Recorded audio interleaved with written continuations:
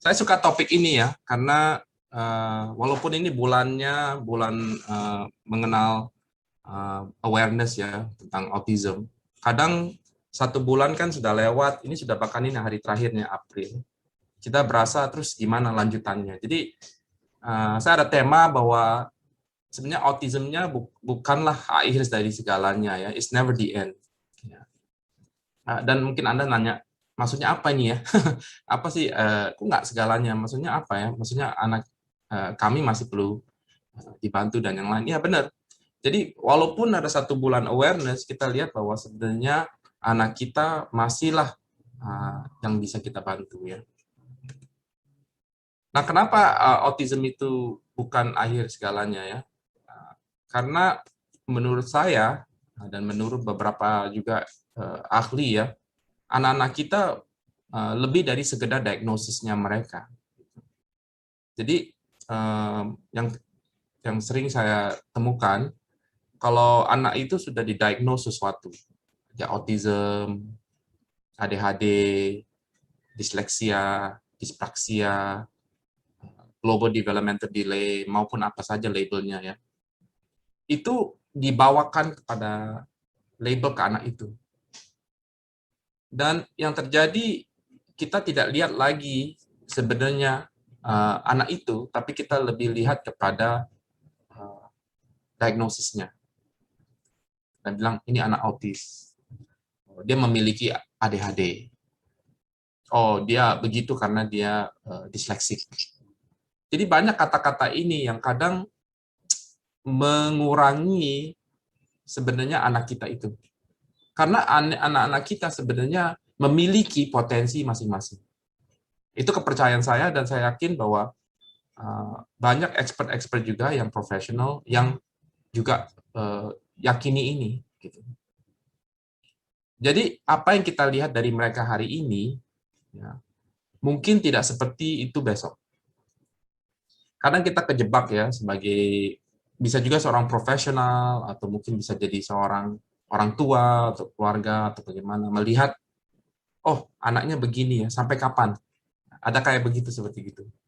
Ini sampai kapan ya, sudah begini umurnya, ataupun ini sudah sekian lama kita sudah lakukan. Itu bagaimana ya? Kesannya di depan ini nggak ada namanya harapan. Karena kita lihat hari ini. Tapi apakah hari ini benar-benar menandakan masa depannya? Jadi apa yang menurut Anda tidak dapat mereka lakukan hari ini, belum tentu ya, kita itu akan tahu apa yang sebenarnya dapat mereka lakukan besok. Nanti saya share ya, nanti akan saya share. Karena pengalaman saya bisa dikatakan di bidang ini sudah lebih dari 20 tahun lebih, dan saya lihat begitu banyak, bisa dibilang anak-anak yang jika ditangani dengan baik, jika dipedulikan dengan baik, jika diberikan harapan, jika diberikan kepercayaan dan arahan, dan lebih lagi kasih dari keluarga, saya lihat anak-anak ini sebenarnya sejauh lebih baik.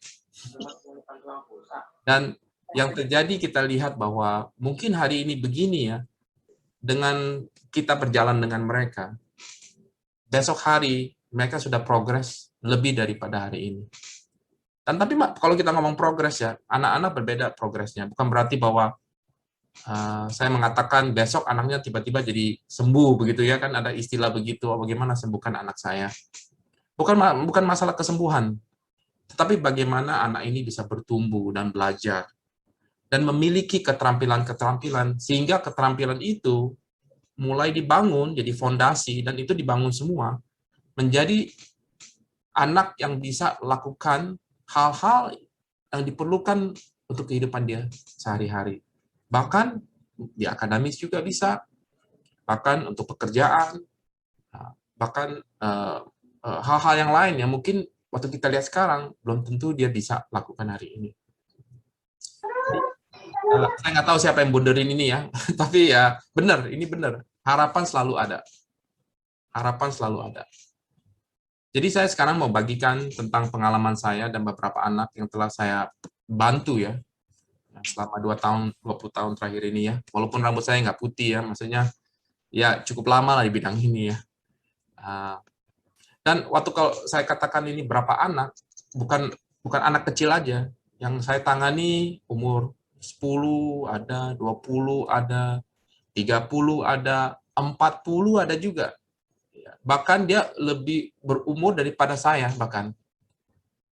Dan Anda nanyakan, wah, apakah bisa ya makin besar dia masih bisa dibantu ya? Karena kita mungkin pikir, wah ada kayak semacam, wah udah seumur segini nggak akan bisa lagi bertumbuh atau begini ya, nggak mungkin ini. Tapi lucu ya, karena yang saya hadapi sebenarnya setiap titik di dalam life stage orang ya, kehidupan manusia ya, selalu kita bisa belajar punya. Bahkan kalau Anda lihat ya, kakek, nenek, atau siapa ya, bapak, ibu kalian sendiri atau yang lebih tua, mereka pasti punya kemampuan untuk belajar. Jadi nggak ada namanya umur yang kita bisa bilang umur ini udah pasti dia tidak bisa lebih baik. Dan kadang saya sering dengar beberapa hal. Saya kasih contoh. Oh, dia umur 2 tahun, jadi di bawah 2 tahun nggak bisa dibantu. Jadi kita tunggu sampai umur berapa dulu, baru kita bisa bantu. Ada yang bilang juga, wah dia sudah umur di atas 9 tahun, karena dari segi pertumbuhan otak, maupun yang lain, namanya plasticity ya, maksudnya otak itu sudah lebih lebih pas, lebih kokoh gitu ya. Di atas 9 tahun, 10 tahun, wah setelah itu agak susah. Anak ini mungkin nggak akan belajar lagi lah, susah. Ada yang bilang, wah dia sudah 20 atau 30 tahun, wah ini sudah lewat nih waktunya ya. Benar-benar ya kita jaga saja lah ya, kita bantu saja ya. Jadi banyak yang saya alami di setiap kehidupan, waktu kehidupannya anak-anak ini ya, bahkan bisa bukan anak lagi ya, mereka sudah cukup dewasa. Tapi saya bingungnya adalah kenapa kalau kita punya pemikiran demikian, dengan ada pemikiran yang berbeda, anak itu, orang itu bisa jauh lebih baik. Ini yang kadang kebingungan saya, karena yang saya lihat, kalau anak-anak kita berikan, ya, yang dibutuhkan, nanti kita share lagi, sebenarnya anak ini bisa bertumbuh punya. Saya ingin share, waktu pertama kali saya udah balik ke Indonesia, waktu itu saya udah memulai buka center, dan saya bantu anak. Ada satu anak dia sering echo. Dan bukan hanya echo, tapi waktu itu dia sangat tertarik hanya gambar-gambar dan binatang. Dan kata-katanya yang dia ucapkan terbatas. Bahkan bisa dikatakan eye contact-nya atau segi matanya itu yang nggak begitu fokus. Dan dia juga ada sedikit nggak bisa main sama kakaknya, abangnya waktu itu juga. Jadi seperti begitulah keadaannya waktu itu. Dan ada orang tua datang ke saya, katakan bagaimana ya apakah anak saya bisa dibantu? Dan saya bilang oke, saya bantu. Waktu kita ada bantu ya, kita bantu dan kita lihat ya. Nah, anak ini sebenarnya suka menggambar. Jadi menghalangi dia menggambar sebenarnya itu satu kemampuan, bahkan bisa dibilang bakat. Kalau Anda tanya saya menggambar ya, mungkin saya bisa lakukan cuma bunderin sesuatu saja. Saya belum tidak ya dari atas nggak pernah memberikan saya bakat untuk menggambar. Menganalisa mungkin ya bakatnya ada, tapi kalau menggambar atau art gitu ya, saya bahkan waktu sekolah dulu, waktu entah SMP SMA ya, saya hampir gagal di kelas art karena saya nggak bisa benar-benar melukis, menggambar, melakukan karya seperti begitu, itu nggak bisa saya. Tapi anak ini punya kemampuan itu, hanya dia punya diagnosis memiliki autism. Jadi waktu kita lihat itu, kita berasa bahwa wah, kayaknya kalau menggambar-gambar saja anak ini tidak akan jauh lebih baik. Kan dia harus belajar bicara, kan dia harus belajar begini, dia harus belajar begitu. Tentu benar. Tapi dia punya kemauan, dia punya termotivasi, dia keinginan untuk bisa menggambar. Jadi salah satu yang kami lakukan pada waktu itu adalah selalu menggunakan kemampuan dan keinginan yang dia punya. Disertakan dengan namanya kegiatan-kegiatan lain yang dia butuhkan. Bahkan kalau nggak salah ya, sudah hampir sekarang udah hampir tahu ya, hampir 18 tahun atau 15 tahun sekarang ya. Saya dengar dia sebagai artis, sebagai seorang yang bisa melakukan origami, dia bisa benar-benar punya imajinatif yang bagus, dan saya happy melihat bahwa ada anak ini seperti ini. Kita nggak lihat dia sebagai autism, tapi kita lihat sebagai orang yang memiliki bakat untuk menggambar, melukis, merorigami. Dan dia gunakan itu untuk bisa namanya ada pemasukan, maksudnya itu mungkin pekerjaan yang dia lakukan juga. Selain dari itu juga dia membawakan namanya happiness ke orang-orang terhadap apa yang dia lakukan. Jadi saya lihat itu juga, dan itu membuat saya merasa belum tentu semua yang berhubungan dengan akademis adalah yang seharusnya semua orang harus lalui. Itu yang pertama. Kedua, saya tangani anak di Singapura, ya, umur waktu itu dia umur 15. Dan orang tuanya datang ke saya katakan bahwa ya dari umur 15 ya. Jadi kita mengerti itu, orang tuanya katakan kepada saya begitu. Dia mengerti anak ini sudah lewat batas plastik ataupun otak itu sendiri bisa berkembang. Dikatakan bahwa ya apa saja ya Pak Marcel bisa lakukan, ya silakanlah Pak Marcel. Saya pikir oke, jadi kalau dia sudah 15, apa saja yang perlu dilakukan? Jadi orang tuanya memberitahukan saya, oh baik anak saya bisa begini, begini, begini, tapi harapan saya rendah. Mereka selalu mengulang kepada saya, harapan kita realistik. Ya, kita nggak mau namanya pikiran tinggi-tinggi sekali, tapi kita pikir bahwa oke, pokoknya rendah saja ya, gitu aja. Dan saya bingung, oke, kalau begitu apa yang harapannya? Jadi dikasihlah harapannya. Tapi ternyata guru-gurunya ya, terapisnya, bahkan saya sendiri, kita punya pemikiran sedikit berbeda. Kita bahkan melihat anak ini punya kemampuan potensi yang lebih daripada harapan-harapan yang orang berikan kepada dia. Nah, itu waktu itu dia umur 15. Sekarang dia bisa dikatakan itu 10 tahun yang lalu dia udah 20-an lebih. Ya. Dia ini sekarang dia kerja. Dia kerja di bank, ya. Di bank ini ada namanya kertas yang harus di-scan, ya. Jadi kita ada namanya oh sorry di mute ya, kayak kita mendengar suara-suara, maaf. Jadi ada semacam apa kertas ya, kayak namanya apa namanya tagihan-tagihan maupun yang lain di bank ya. Jadi itu harus di-scan jadi digital. Dan dia kerja di situ, dia setiap hari datang masuk, walaupun waktu COVID juga saya dengar dia masih masuk kerja dia. Dia ambil apa tagihan itu ataupun surat-surat yang dokumen-dokumen yang dari bank itu, terus dia scan setiap hari, dia scan, dan dia bisa dibilang pegawai yang terbaik, mereka bilang, untuk departemen itu sendiri. Dan bukan hanya dia melakukan itu, tetapi dia punya hubungan yang baik sama karyawan yang lain. Dan waktu umur 15, bisa dikatakan dia masih non-verbal. Dan bukan hanya non-verbal, toilet training juga agak sedikit masalah. Ya, ada kendala di sana.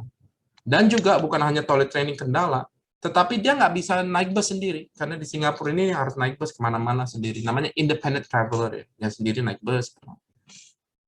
Kita lihat 10 tahun ke depan, dia udah bisa kerja, dia bisa beli makanan dia sendiri, dia bisa pulang sendiri, naik bus sendiri.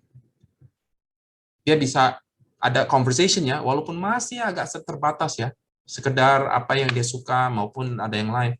Tetapi dia memiliki potensi yang lebih tinggi daripada waktu dia umur 15 yang kita pikirkan, wah, anak ini mungkin nggak akan bisa lah ya. Jadi kayak semacam ada namanya ceiling ya, atau atapnya ya. Wah, ini akhirnya nggak bisa lagi. Oke, bagaimana dengan lebih tua lagi? Ya oke, saya akan share yang saya bantu. Ada umur waktu itu dia masih itu, pada waktu itu dia umurnya 39, hampir 40. Dan dia ucapkan kata-kata hanya papanya saja yang mengerti. Jadi nggak jelas bagi kita. Jadi dia akan mengulang-ulang kata-kata. Dan setiap Sabtu pagi dia harus jalan sama papanya. Itu satu kegiatan yang secara rutin ya. Dan orangnya baik sih, kalem dan yang lain. Tetapi ya papanya sudah juga cukup berumur juga. Sekarang dia bilang sama saya, ini lagi bahwa ya yang penting dia bapaknya bilang sama saya, yang penting kalau saya sudah tidak ada lagi, dia masih bisa urus diri sendiri sedikitnya, setidaknya, dan tidak mengganggu orang lain dan jadi beban yang lain, itu saja. Jadi harapannya itu saja. Dan ya seperti yang saya katakan, ya, guru-guru dia, kita bisa bilang guru lah. Sebenarnya seumur itu kita panggilnya bukan guru lagi, mentor, coach, atau pelatih, atau mentor. Mentor-mentor dia, pelatih dia, sama saya, kan kita meringkas, membuat perencana bagaimana membantu dia dan yang lain. Sebenarnya apa sih cita-cita dia, sudah seumur begini, apa yang akan dia akan lakukan. Dan salah satu dia suka adalah musik. Dia suka musik. Jadi apa-apa yang dia lakukan, dia puterin musik. Dia suka. Mungkin kita sekarang nggak pakai lagi CD-CD ya, namanya itu ya, MP3 atau gimana ya. Dia pasti main musik, dia di situ. Jadi kita lihat, dia suka musik nih. Jadi apa yang dengan musik yang mungkin dia bisa lebih tertarik. Jadi kita belajari musik dia suka apa, dan yang lain, dan yang lain, dan yang lain. Jadi sekarang dia juga ada namanya kegiatan. Nah, kegiatannya dia masuk ke dalam klub musik ya. Dan di klub musik itu dia bisa menemukan jika musik itu sendiri bukan yang sesuai dengan yang seharusnya. Jadi maksudnya dia dengar suara itu dan dia akan katakan bahwa itu bukan harusnya di dalam satu apa namanya, kayak semacam editing itu sendiri. Jadi dia bantu video production, ya. Dan bahkan dia sudah sekarang bukan mengatakan aja kepada orang, dia sudah bisa menulis. Dia jadi menulis keinginan dia. Kalau dia pergi kemana, dia perlu beli makanan, dia tulis. Dia tulis keinginan dia atau dikasih gambar. Dan itu kita butuhkan mungkin sekarang dia sudah umur 47 ya, kita mungkin 4 tahunan. Tapi orang seumur itu pun masih bisa belajar.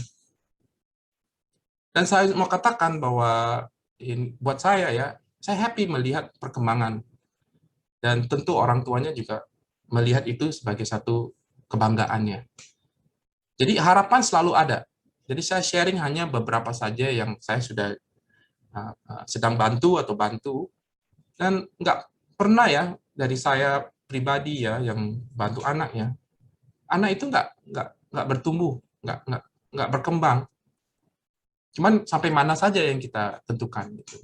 Ya, itu penting bagi kita tahu bahwa harapan itu selalu ada. Oke, kita lanjut ya. Oke, bagaimana dengan autism dulu, sekarang, dan masa depan? Ada yang nanyakan saya waktu itu begini ya. Oke, kita share aja ya dulu ya. Dulu itu kapan ya Pak Marcel? Ya dulu itu maksudnya dulu banget, bisa dibilang 20 lebih tahun yang lalu waktu saya mulai bergerak di bidang ini, bisa dibilang juga 15 tahun yang lalu atau gimana ya. Dulu itu tidak banyak bantuan untuk anak-anak kita. Bahkan ada keterbatasan ya kemampuan dalam mendiagnose. Jadi bahkan waktu saya ke Indonesia dulu awal 2000-an ya, diagnosis bisa jadi kertas kayak dari resep dokter tulis ini memiliki autism. Jadi nggak ada diagnosis yang tepat ataupun assessment yang baik. Walaupun ada, nggak digunakan mungkin. Dan mungkin orang tidak tahu tentang autism, masih agak gimana ya, masih nggak jelas. Ada kata-kata istilah orang gila, ya maaf ya, bilang begitu, maupun yang lain. Mungkin banyak orang tua juga tidak membawa mereka keluar, masih di dalam rumah, nggak nyaman gitu lingkungannya. Tapi kalau kita bisa dibilang hari ini ya, di luar COVID ya, maksudnya di luar COVID, lebih banyak kesadaran, awareness, seperti kita lakukan ini, kita membagikan bahwa anak-anak kita yang autism ini bukan hanya sekedar diagnosa, mereka punya potensi dan mau diterima sebagai manusia yang punya nama. Kita panggil namanya. Dan lebih banyak sekarang bisa dibilang bantuan yang tersedia ya. Ya lebih lah. Mungkin Anda tinggal di kota kecil, bukan kota besar, aku ngerti. Tapi kalau dibilang secara umum lebih banyak loh, lebih banyak yang tersedia sekarang. Nah, meskipun masih banyak yang harus dilakukan, saya setuju, masih perlu banyak fasilitas ya untuk mendukung anak-anak kita.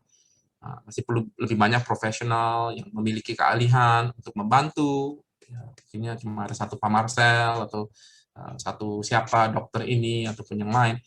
Tapi hari ini kita bisa bilang bahwa ada lebih banyak harapannya lagi ya, karena saya dengar-dengar ya, bahkan mungkin Anda ikutin konferensi minggu kemarin di ABA maupun ikutin juga seminar-seminar webinar yang lain, banyak hal yang baik yang sedang ada atau akan mendatang juga di Indonesia. Ya, misalnya ada pergerakan ya dalam asosiasi analis perilaku. Itu background saya adalah seorang analis perilaku, dan ada gerakan yang akan mencoba membentuk ini di Indonesia dan mengembangkan profesi ini. Uh, itu bagus, saya dengar itu bagus. Itu nggak pernah mungkin dulu kita dengar ini. Ya. Banyak kan yang orang-orang yang bantu atau orang yang namanya analis perilaku, banyak kan dari luar negeri. Tapi dari Indonesia nggak banyak ya. Lebih banyak lagi rumah sakit ya, saya dengar-dengar di rumah sakit, bahkan ada yang beberapa menghubungi kami juga, sudah mulai menerapkan strategi-strategi untuk membantu anak. Mereka di dalamnya ada center juga, dan lagi reach out, lagi pengen tahu nih bagaimana membantu anak-anak ini. Jadi kita lihat ini pergerakan bagus. Dan juga ada sekolah-sekolah yang sekolah bisa dibilang sekolah mainstream atau sekolah mana yang mau mengembangkan pengajaran yang disesuaikan yang bisa dibilang inklusif. Kata inklusif ini ya agak berat ya, kata inklusif ini. Tetapi mulai sekolah-sekolah ini terbuka untuk mendengar kata inklusif dan mencoba inklusif ini sendiri. Dan ada beberapa sekolah sudah mulai yang menanyakan bagaimana bantu anak-anak ini bisa dengan anak-anak lain. Jadi sebenarnya harapannya masa depan jauh lebih baik juga. So dulu mungkin ya nggak gitu baik, hari ini jauh lebih baik dan kedepannya lebih baik lagi gitu.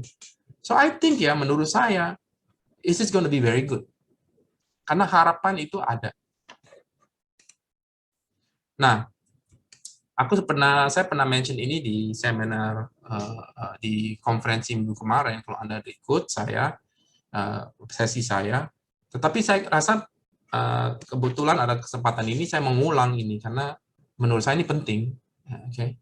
Yang pertama, bagaimana Anda sebagai orang tua atau seorang keluarga yang memiliki anak ini, bagaimana membantunya mereka ya? Yang pertama ya, menurut saya berikan terapi kepada anak ini. Ya, jangan tunggu sampai kayak anak ini harus didiagnose formal bagaimana dan yang lain begitu. I understand itu penting juga sih ada. Tetapi kalau anak ini perlu dibantu dan jika ada tempat yang membantu ya praktek ya, gunakan saja ya. Saya bidang ABA, itu Applied Behavior Analysis, jadi lebih ke analisa perilaku. Itu bisa dibilang sudah berapa lama ya, mungkin ada 30-40 tahun punya penanganannya di internasional ya.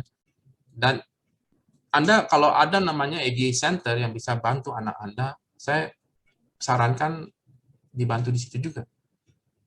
OT, okupasi terapi, itu penting juga. Jika anak Anda butuhkan semacam pergerakan-pergerakan yang lebih ke motorik, OT sangat membantu. ST atau TW ya, sorry ini harusnya bahasa Indonesia TW, terapi wicara.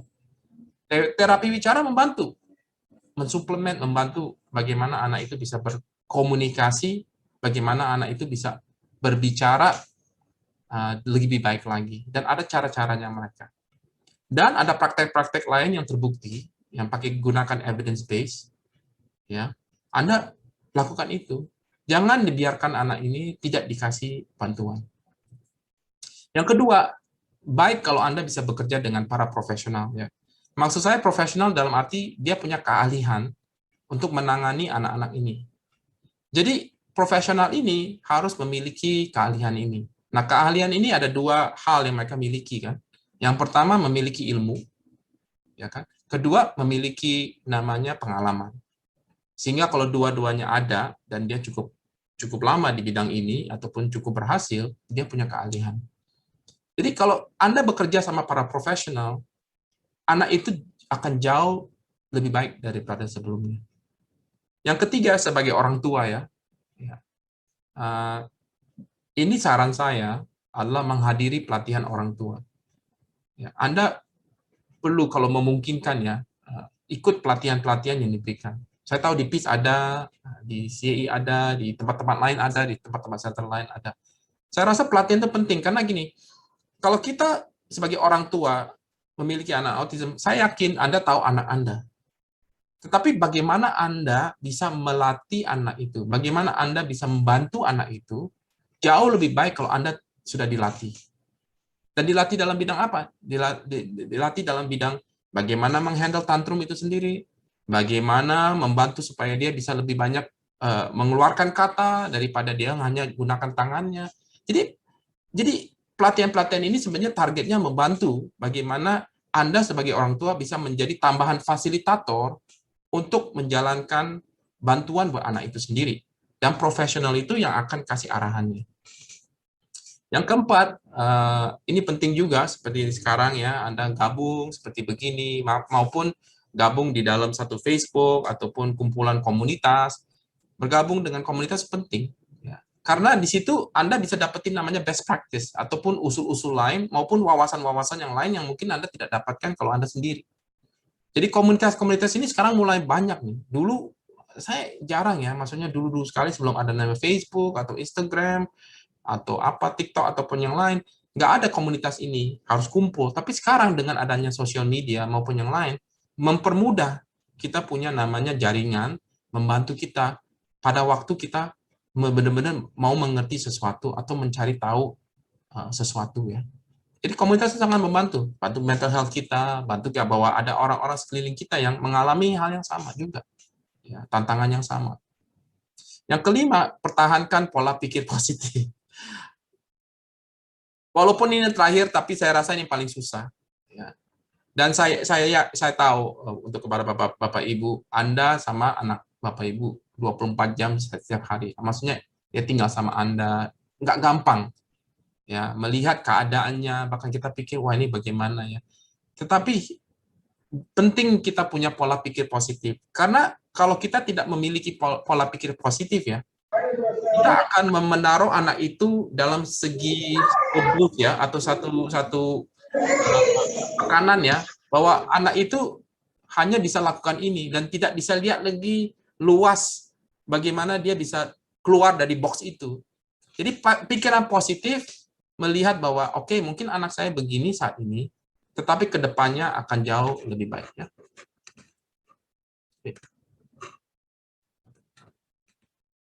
Oke.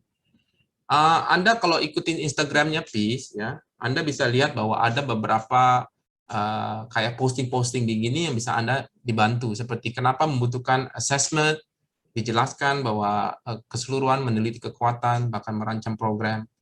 Jadi ikutin seperti begini juga membantu Anda untuk bisa mendapatkan informasi. Sekarang lumayan banyak seperti itu. Jadi saya menyarankan Anda juga ikutin seperti begini. Oke, saya tahu waktunya nih, terusin aja dulu ya. Oke, waktu itu ada namanya Temple Grandin ya. Orang tanya, apa nih hubungan dengan Temple Grandin ya? Ya, saya mau bilang bahwa ini contoh yang cukup baik.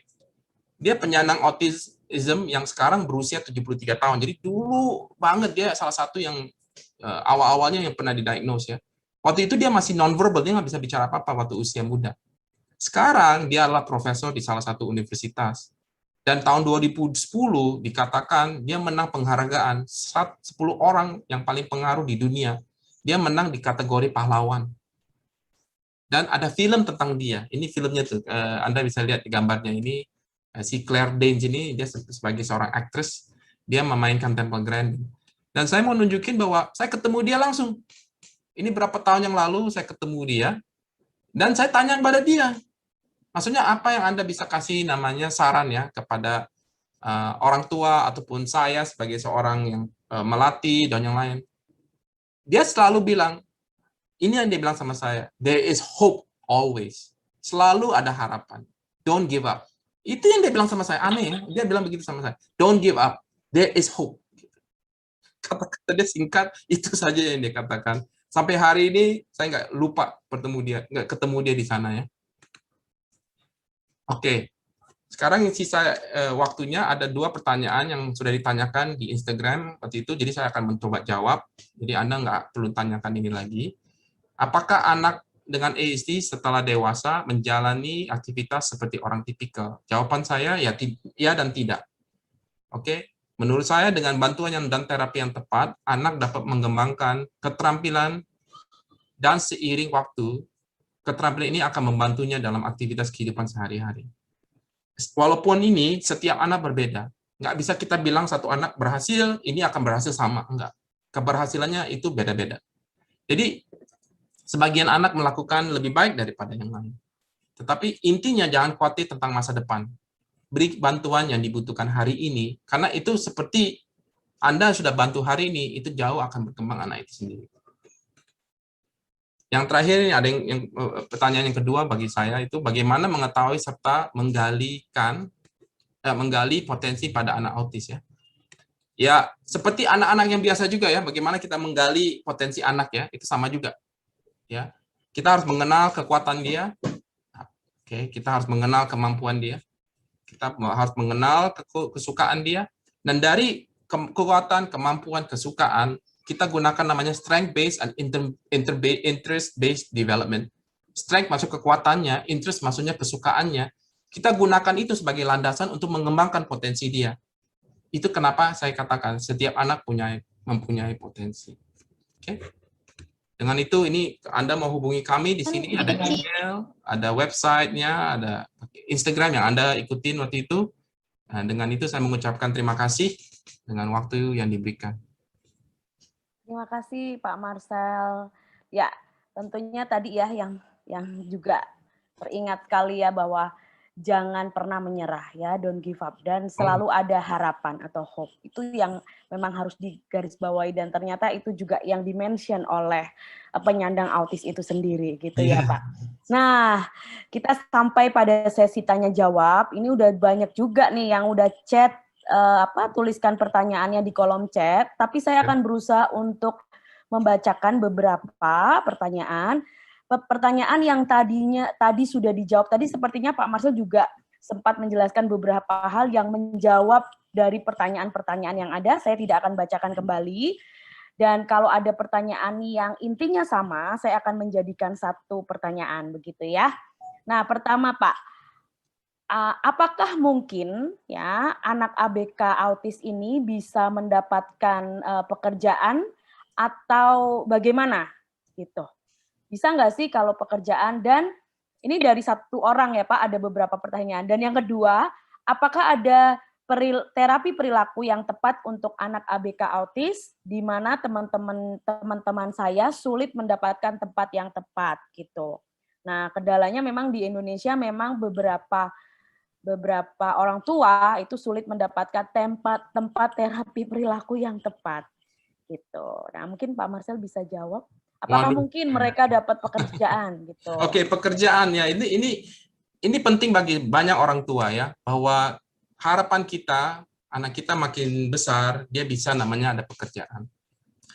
Jadi kalau kita mau anak itu ada pekerjaan ya ke depannya, kita pikir dulu sebenarnya jalur mana yang anak ini akan kita kembangkan juga. Karena kalau kita fokus lebih banyak ke akademis, dia punya bantu diri, kemampuan bantu diri, itu penting juga. Jadi ada namanya fundamentals ya, foundations, namanya dasar skills itu, keterampilan yang perlu dimiliki pada saatnya nanti dia cukup lumayan besar, akan digunakan waktu dia bekerja.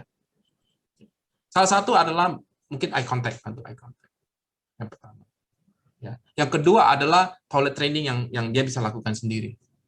Yang ketiga adalah kemampuan dia untuk bisa melakukan 3 hal. Daily living skill, kemampuan bantu diri, community living skill, bagaimana dia berkomunitas, dan yang ketiga emotional behavior. Ya, bagaimana dia bisa mengendalikan emosi dia. Oke. Dan bagaimana dia bisa menenangkan diri juga sebagai coping mechanism. Jadi kalau Anda menanyakan bagaimana anak saya bisa ke depannya akan lebih kelihatan nggak dia bisa bekerja, Anda melihat 3 hal ini. Daily living skills, kemampuan bantu diri, community living skills, kemampuan untuk berkomunitas atau publik, Yang ketiga adalah emotional behavior, bagaimana dia bisa mengendalikan coping dengan dia punya emotional. If tiga ini Anda bisa kembangkan ya bersama dengan profesional maupun yang lain, harapan dia bekerja ke depannya akan lebih besar daripada akademis yang 1+1, karena itu lebih ke worksheet, lebih kepada hal-hal lebih akademis ya, lebih ke universitas daripada bekerja. Jadi ini pembicaraan ini harus dibahas ya bersama profesional di dalam hal namanya individualized service plan. Kalau dia sudah umur 18, atau 17, bahkan 15, 13 gitu, udah mulai dibicarakan ke depannya jalurnya mau bagaimana. Jadi itu menurut saya perlu dibicarakan pada umur begitulah. Tapi kalau dia masih kecil, mungkin nggak difokus ke vocational skills ya. Kita fokus kepada namanya bantu diri dulu. Oke? Semoga itu membantu. Yang kedua tentang cari tempat namanya terapi ya. Iya, kalau di kota besar saya lihat di Jakarta lah, di Surabaya, di mana saya dengar-dengar sih lumayan sih, maksudnya ada ya. Tapi kota kecil gimana? Nah, ini yang saya juga berharap makin banyak orang yang berprofesi di sini yang akan namanya ke tempat-tempat tertentu, jangan hanya ke satu tempat Jakarta ya, walaupun dia lagi tenggelam gitu. Jadi makin banyak orang Jakarta, tapi ya bagaimana kita bisa menyebar juga ke kota-kota lain juga. Oke, Anda mau tahu apa sih namanya ciri-ciri terapi perilaku ataupun center perilaku yang cukup baik? Oke, saya tidak mengakui saya punya sangat baik, bukan begitu. Tapi ciri-cirinya yang pertama, mereka memiliki proses assessment, penilaian. Kalau mereka tidak memiliki proses itu untuk mendapatkan namanya anak ini sendiri, kita mengerti dengan dia kesukaan dia, ketidaksukaan dia, kemampuan dia. Kalau assessment-nya itu nggak cukup besar ya, maksudnya dicepatkan ya, itu sudah tanda yang pertama. Yang kedua, profesional yang bergerak di bidang itu juga perlu pengalaman dan ilmu. Ya. Nah, ini emang nggak gampang di Indonesia, tapi kalau ada itu juga sangat bagus. Ketiga, kita melihat bagaimana dipraktekkan terapi itu dari namanya terapis-terapis itu maupun yang lain. Nah, kalau itu tiga-tiganya agak ada di sana membantu anak, saya berasa ada progres. Karena Anda bisa ambil hari ini sekian, nanti tunggu 6 bulan atau gimana, Anda jangan cek setiap hari ya, dia nggak bisa naik setiap hari ya. Tapi kita ambil, oke, bulan pertama, bulan ketiga, bulan ke-6, bulan ke-9, Anda akan bisa tracking itu bisa kelihatan perkembangannya. Semoga itu membantu. Wah, terima kasih Pak Marcel. Saya rasa jawaban dari Pak Marcel cukup membantu ya, Bapak Ibu. Nah, pertanyaan berikutnya, Terima kasih, Kak. apakah ada tips supaya saya selaku orang tua tidak depresi dan nangis-nangis terus menghadapi anak saya sendiri yang kondisinya autis? Usia anak saya 4 tahun. Kadang saya suka merasa seperti nggak anak saya doang yang butuh terapi. Mendadak saya perlu terapi kayaknya, Pak. Jadi ini orang tuanya yang merasa depresi, dia merasa bahwa depresi dan menangis gitu ya menghadapi anaknya dan merasa membutuhkan. Wajar nggak sih Pak Marcel orang tua merasa seperti itu, apalagi wajar sekali. Bahkan saya tidak melihat ibu lebih rendah ya.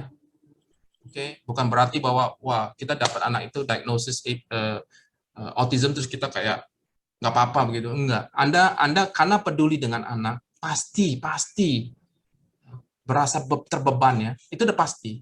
Jadi wajar bagi Anda untuk menangis, wajar untuk sedih. Wajar sekali. Dan saya empati banget dengan itu. Tapi dari segi profesional, saya mau mengatakan kepada ibu, there is hope, ada harapannya. Dia masih 4 tahun, masih bisa dibantu. Ya.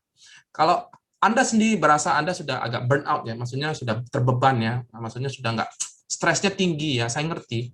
Itu kenapa komunitas penting, Ibu. Itu kenapa mungkin keluarga bisa membantu juga.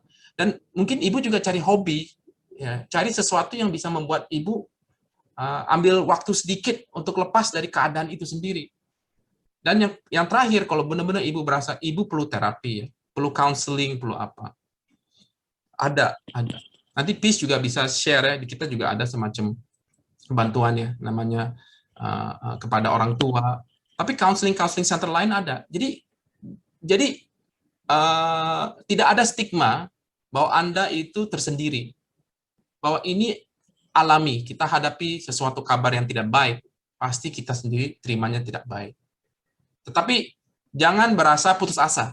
Itu kenapa ada seminar seperti begini, jangan putus asa. Saya sharing bahwa ada harapan buat setiap anak. Thank you.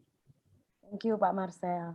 Nah, selanjutnya, ini kayaknya pertanyaan yang sering ditanyakan orang tua atau menjadi pertanyaan dalam diri orang tua yang memiliki anak autis atau misalnya ada kakaknya terus adiknya gitu ya. Apakah autis bisa dicegah sejak dini? Anak saya pertama laki-laki usia 4,5 tahun, diagnosa ASD, anak kedua perempuan usia 3 bulan. Apakah ada pencegahan supaya tidak terdiagnosa ASD? Nah, ini banyak nih Pak Marcel yang orang tua seperti itu, misalnya kakaknya ASD gitu ya, terus ibunya hamil lagi, ada adiknya, nah khawatir. Apakah autis ini bisa dicegah sejak dini? Gitu. Itu pertanyaan yang bagus ya. Banyak yang nanyakan saya dari pertama kali saya bergerak di bidang ini sampai sekarang. Belum ada penelitian sampai hari ini ya. Bisa bantu saya Miss Jennifer juga atau siapa, mengetahui penyebab utama autism. Kalau kita tahu seperti semacam COVID ya, kita nggak ngomong tentang variasi-variasi virusnya, tapi kalau kita tahu virus itu sendiri, jadi itu kita ambil virusnya, ada namanya vaksinnya, jadi cocok ke virus itu berarti bahwa COVID-19 ini ada hubungan dengan virus itu. Tapi kalau di autism, kita tidak bisa bilang, pas yang ini yang menyebabkan itu. Bisa dikatakan multifaktor, banyak hal ya. Oke. Nah, dari segi orang tua memiliki anak autism, terus punya anak lagi, itu bagaimana? Yes, ada sedikit resiko lebih bahwa anak-anak berikutnya mungkin memiliki autism. Oke. Tapi menurut saya sangat jarang. Kenapa? Saya menemukan ada kakak adik autism, ada lagi kakak adik autism juga, ada. Saya jujur saya ada. Tapi jumlah itu lebih sedikit daripada yang saya lihat kakaknya autism atau adiknya autism terus adiknya lain.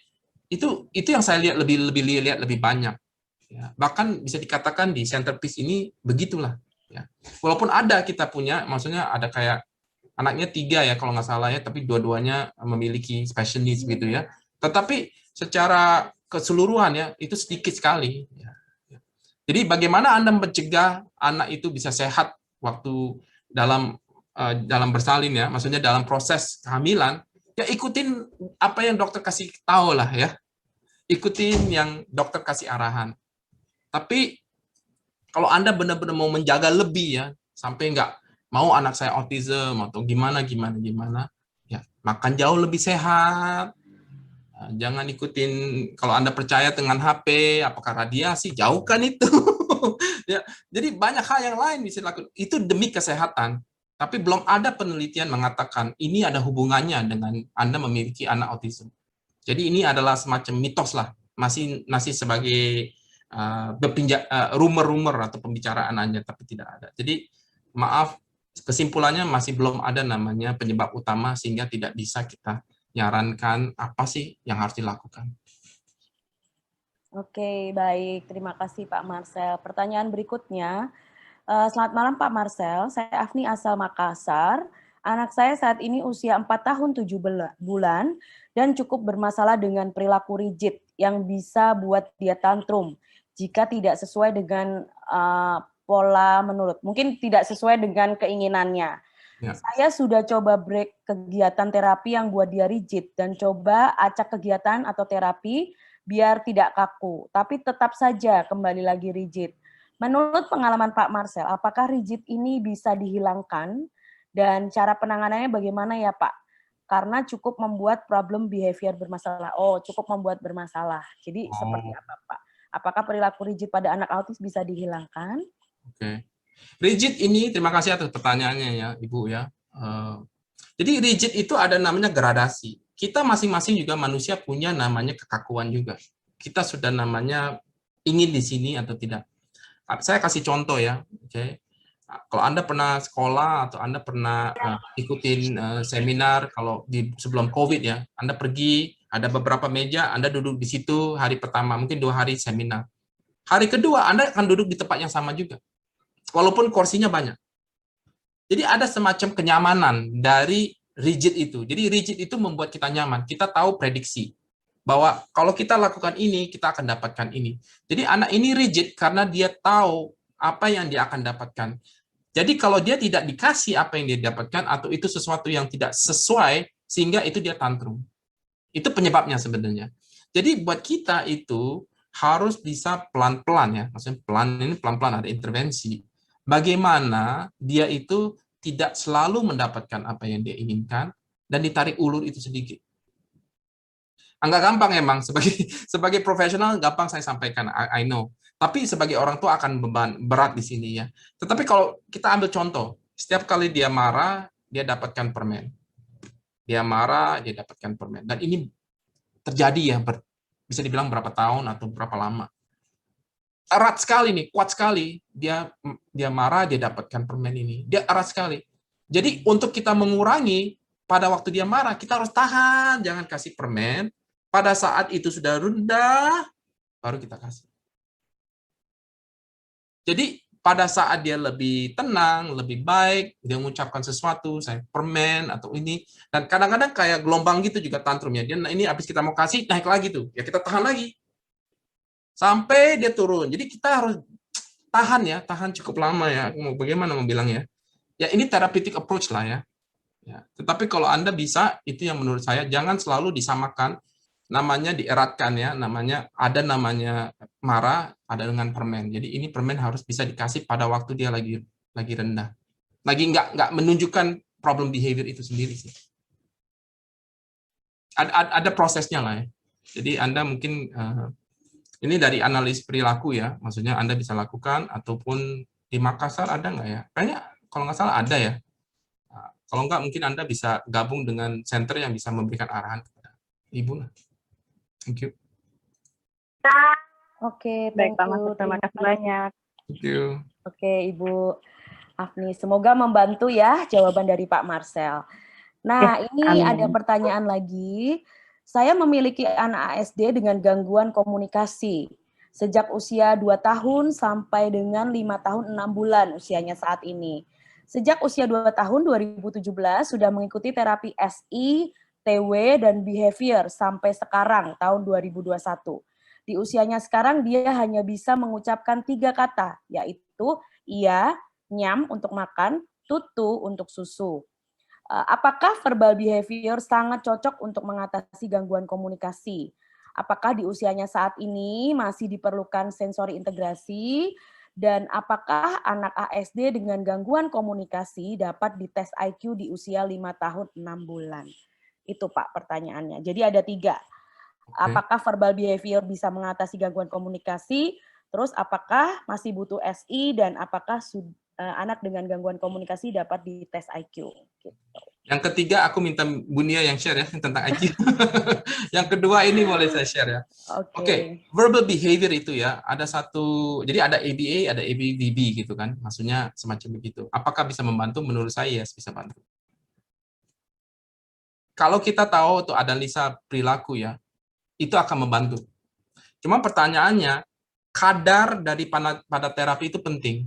Oke. Nah, ini saya sekarang bicara tentang sedikit keterbatasannya. Mungkin banyak hal ya, bisa keterbatasan tenaga ahli, bisa keterbatasan kemampuan untuk kita mendapatkan penanganan dari segi kemampuan kita untuk mendapatkan ini maupun yang lain. Tetapi kalau kita bisa konsisten ya, bahkan penelitian mengatakan anak yang diberikan penanganan setidaknya 20 jam lebih, dia akan menunjukkan significant progress di dalam proses kehidupan dia. It's documented secara penelitian. Tapi kalau kita lakukannya mungkin sejam minggu ini, besok ada lagi. Jadi harus ada keteraturan, ada konsistensi. Tapi harus dijaga sama namanya profesional, itu pertama. Okay. Yang kedua, Anda tanya tentang SI.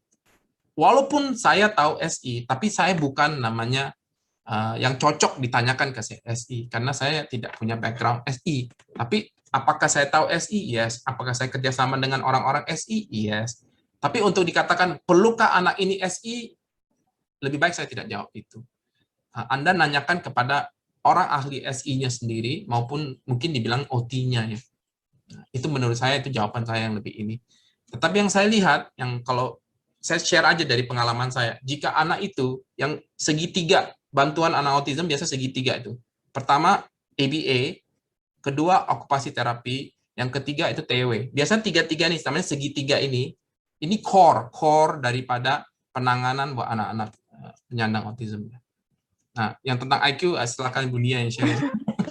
Oke, ya saya akan jawab soal IQ ya, karena ini mungkin berkaitan dengan apa bidang saya gitu. Apakah anak ASD dengan gangguan komunikasi bisa dites IQ? Iya, bisa.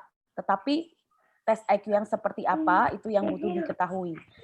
Tes IQ sendiri ada dua untuk melihat kemampuan bahasa atau verbal. Jadi ada di area verbal dan area nonverbal. Biasanya berhubungan dengan visual, spasial gitu ya. Dan anak autis dengan kemampuan ini satu anak autis dengan kemampuan komunikasi yang sudah baik biasanya bisa dites di semua. Tiba-tiba ada yang nge-mute. Oke, maaf ya tiba-tiba ada yang nge-mute saya nih. Nah, tetapi untuk anak-anak ASD yang masih memiliki kesulitan dalam berkomunikasi bisa dites itu di area nonverbalnya. Jadi di aspek nonverbalnya. Ya, mungkin bisa dites. Jadi ada hasilnya, tetapi kembali lagi akan lebih efektif memang saat anak sudah bisa berkomunikasi. Saat kita melihat IQ, intelijensi, itu kan harus menyeluruh, kemampuan berpikir secara menyeluruh, baik di aspek verbal maupun nonverbal atau visual spasial gitu ya. Nah, tetapi apakah bisa? Ya, bisa. Ada alat tes khusus yang bisa digunakan untuk mengetes anak ASD yang nonverbal. Tetapi kembali lagi hasilnya tentunya berbeda ya dengan tes IQ kebanyakan. Itu tetapi bisa. Nah, mungkin itu yang sedikit bisa saya jelaskan Pak Marcel tentang IQ test begitu ya. Yap, bagus sekali jawabannya. Oke, nah mungkin sebelum saya baca lagi di chat, apakah ada satu pertanyaan dari Bapak Ibu yang hadir di sini yang mau langsung bertanya, yang pengen langsung apa ya berbicara kepada Pak Marcel mungkin sebelum saya mungkin bisa baca satu lagi dari chat yang mungkin belum bertanya. Ya, Ibu saat ini kan anak saya sedang terapi. Nah, di situ kan diterapkan untuk diet.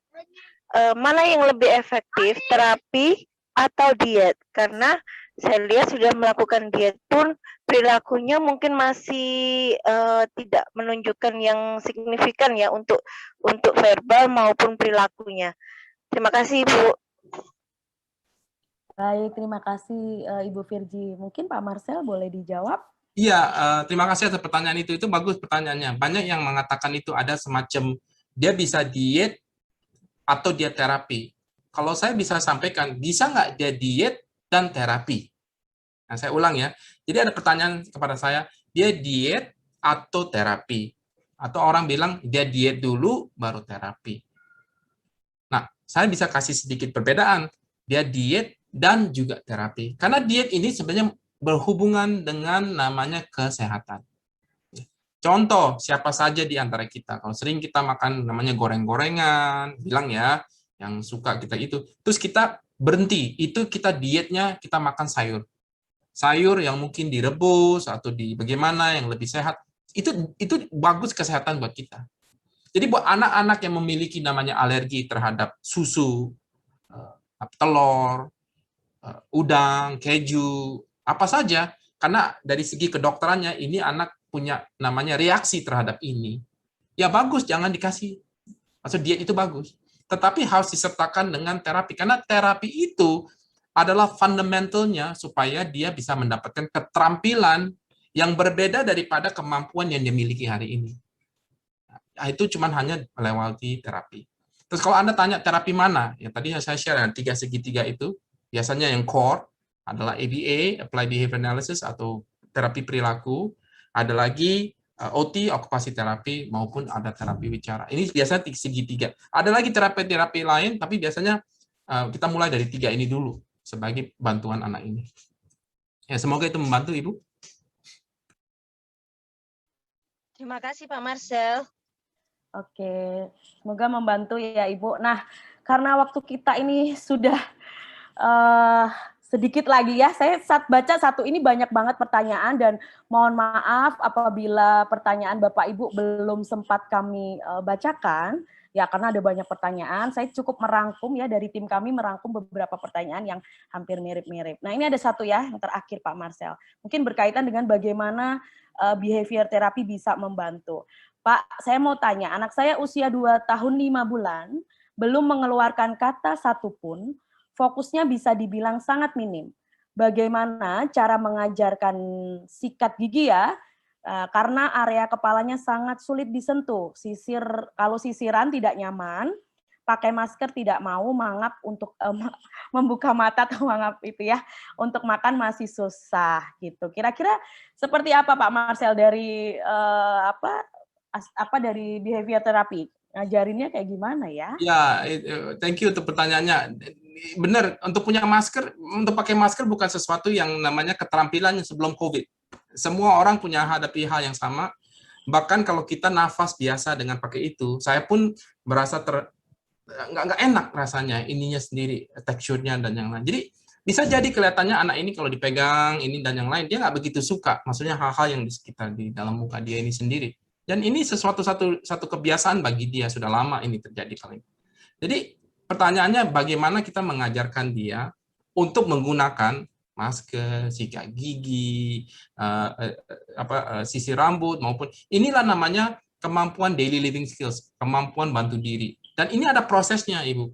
Maksudnya nggak bisa satu hari besok bisa jadi, tapi jadi harus ada dibuat semacam namanya task analysis. Nah, task analysis artinya bahwa tugas, task, analisanya bisa dijadikan yang kecil-kecil. Jadi ada semacam kayak resep gitu. 1 lakukan apa, 2 lakukan apa, 3 lakukan apa, 4 lakukan apa, 5 sampai itu dia bisa lakukan sikat gigi.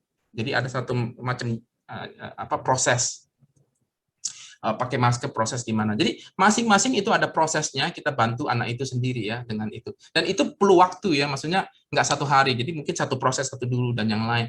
Yang kedua, membantu juga kalau ada namanya role model, maksudnya ada orang-orang di sekelilingnya. Jadi kalau dia juga menggunakan masker, kita juga pakai masker. Jadi dilibatkan namanya model di sekeliling kita juga lakukan. Bahkan saya juga pernah buat bahwa kalau dia sikat gigi, kita pun ikut sikat gigi juga. Bahwa ini kegiatan yang bisa dibilang umum gitu, bukan hanya saya minta kamu aja yang lakukan. Jadi ini sangat membantu.